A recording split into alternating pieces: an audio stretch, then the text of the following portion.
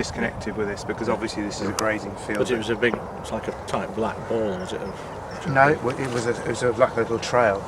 Oh, a trail. Yeah, like, that sort of nice section right about that long, but it's gone. It's obviously been eaten during the night. So we've been told that there was a trail of kind of a black putty type substance left on the ground, which is not, it's maybe been eaten by an animal or something. Yes. Later inspection of the landowner's images revealed that this strange black substance had been captured on a photograph. So, I'll just find any ionizing radiation. Right, I'm filming from the side now, so the rear end was here, where the number 2 is, and so that's the rear end where David is, and where the rectal core was is, what's the diameter of that hole in the ground, David? The depth is about an inch and a half. Inch and a half deep by About 2.5 inches. 2.5 inches in diameter. But it's not, it's more of an oval shape. An oval shape. Yeah, about 2 inches by 2.5, maybe 2 by 3.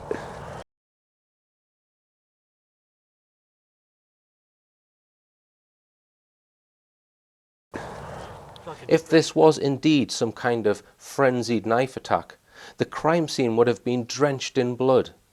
Even if the horse had been killed somehow before the mutilation injuries were inflicted, blood from the animal's wounds would have spilled out over the field when it was lifted onto the trailer and when it was lifted into the truck. No such spillage was observed. It is safe to say that the mainstream media's coverage of this event is totally assumptive and not based on any of the facts. They are drawing premature conclusions based on the limited information that the police have decided to give them. A knife attack. This was not the opinion of animal mutilation expert David Caton.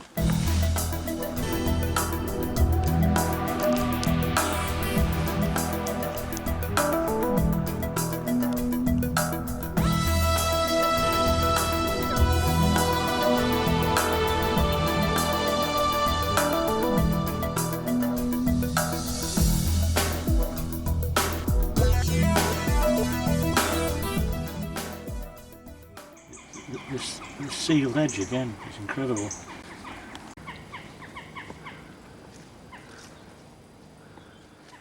Right, we can see the jaw strip clearly there.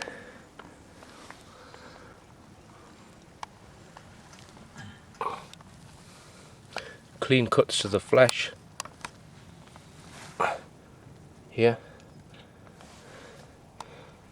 and here, very clean. This is the larger cut, which again is very clean to the throat, where we took some blood samples last night. The animal's rectum. Camera back going off. Hold on, David, I'm just zooming in on this. You like some extra light? Yeah. Yeah, if you pass the torch to me, David, I'll probably be able to shine it at a different angle. The smell isn't too bad. It's obviously it's been about what, 4 degrees last night, or maybe even colder. So it's still possibly -2 last night. -2. There's not a great deal of decomposition as yet. No, it's very anxious to get it to a post-mortem spot because within 48 hours. I'll just get a shot here of the head end there. Yeah, again, is this neat, typical straight edge. You've got the gloves on before I touch it. Round, it's pretty incredible. That's a typical sort of thing that you see. And there's been organs taken from there. He thinks the esophagus and larynx, perhaps. The larynx definitely, and the trachea, yes, is opened out. Yep. And the left ear is gone, which would be sort of. This animal was running around healthy yesterday, we believe. Yes, yes. Okay, I'm going to try and open the jaw, and it's obviously rigor mortis set it. Can't see any. There's David's trying to prise the mouth open here. Yeah. Just to have a look at the tongue. Touching the tongue. There's a bit of blood on the tip, but I don't think there's been any cuts on it. Now the tongue seems to be all there, which is unusual actually in these cases, because the tongue is often one of the things that goes. The back molar here The back molar there. apparently has been damaged. That might be accidentally in the process of them stripping, of course. Yeah, when they've stripped, they've just taken the whole thing away. Yeah. Okay. So there is obviously still some blood left in the carcass. It's always in the tissue, and it tends to pool from the tissue after a while, and it's obviously running down into the neck area. Yeah. David's drawn the short straw and is now going to examine the penis. Okay. So apparently there's been an oval shape cut off it somewhere. Yeah, there we go, at the top. And maybe that, I don't know. No, perhaps not.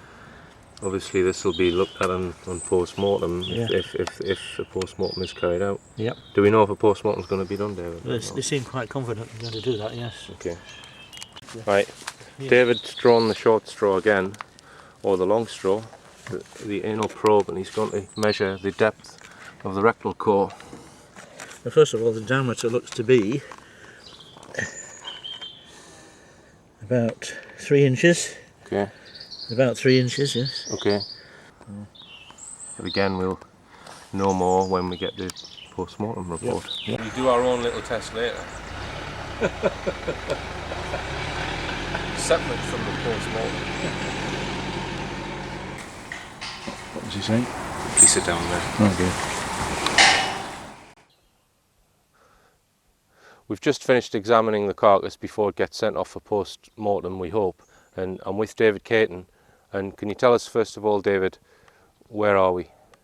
Well, we're in the south of England, the county of East Sussex, just near the village of Alfriston.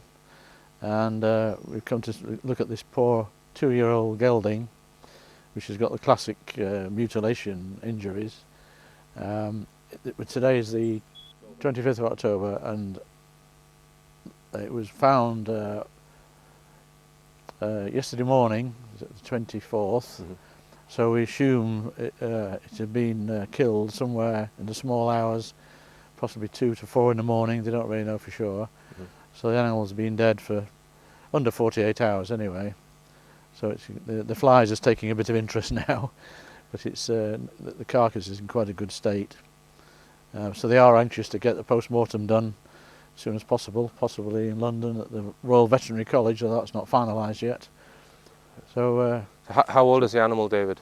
it's 2 years old, so it was young and fit. It was in the field with 2 other horses the day before with no problem. It was a night of a full moon, and it's been reported to Richard via a friend of the landowner who saw a UFO here 2 to 3 weeks ago, which was over a barn up the valley about a quarter of a mile from where the pony was found here, and this little barn had horses in, which we think might be significant. Can you just tell us, David, which of the modus operandi have you found on this animal? Yes, well, starting at the nose end, we've got a typical mouth and jaw strip. The tongue is unusually in place, and I can't see any cuts in the tongue.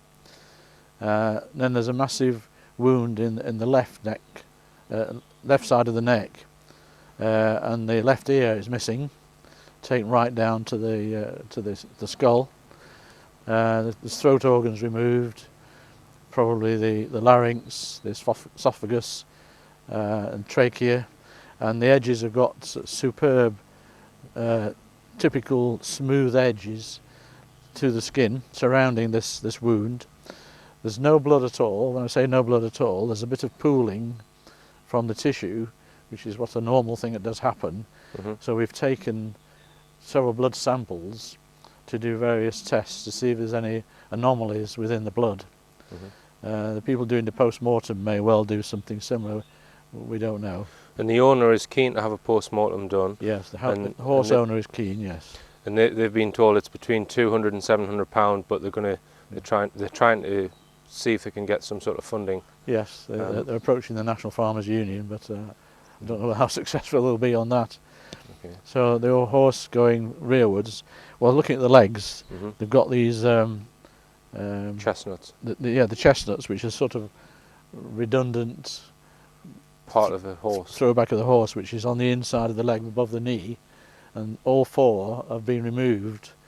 And these are just little sort of £2 coin-sized lumps on horses' legs called chestnuts, Yes, and they've all been cut off. yes.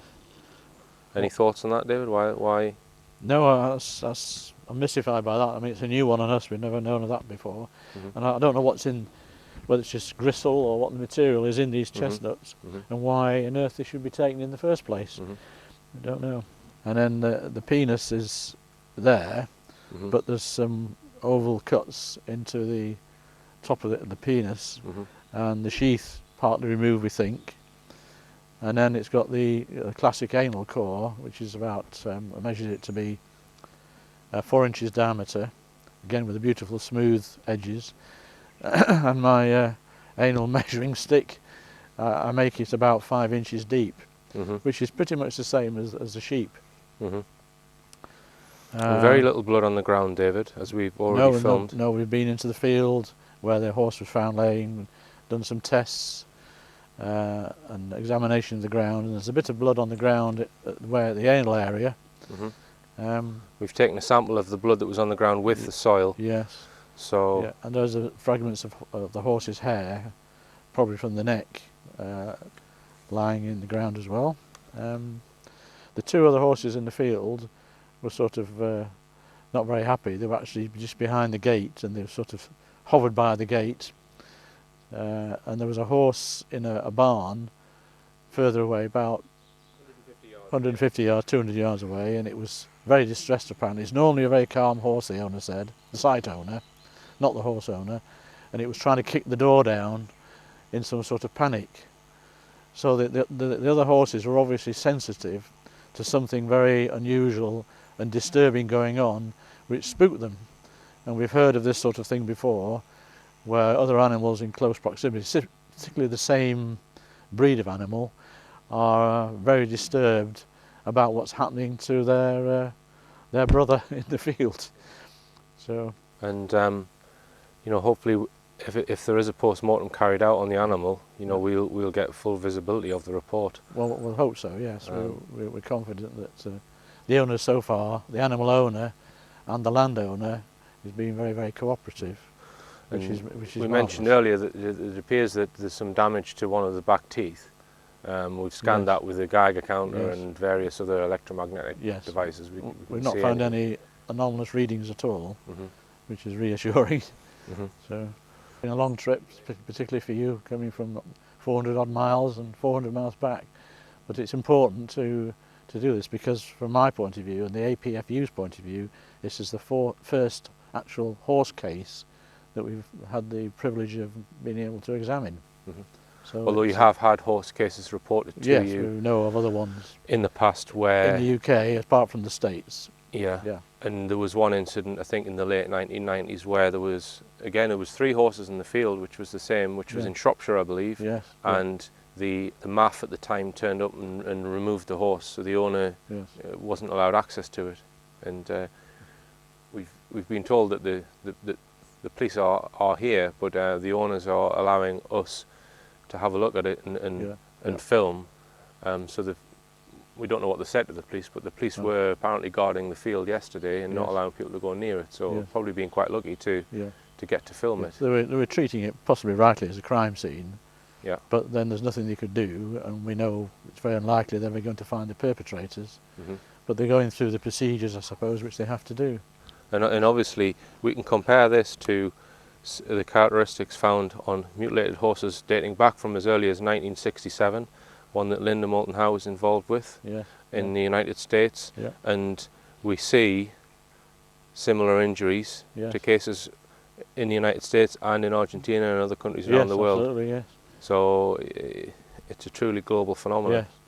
Yes, the 1967 horse called Lady in the States had a very similar big neck wound, I seem to remember, from the images.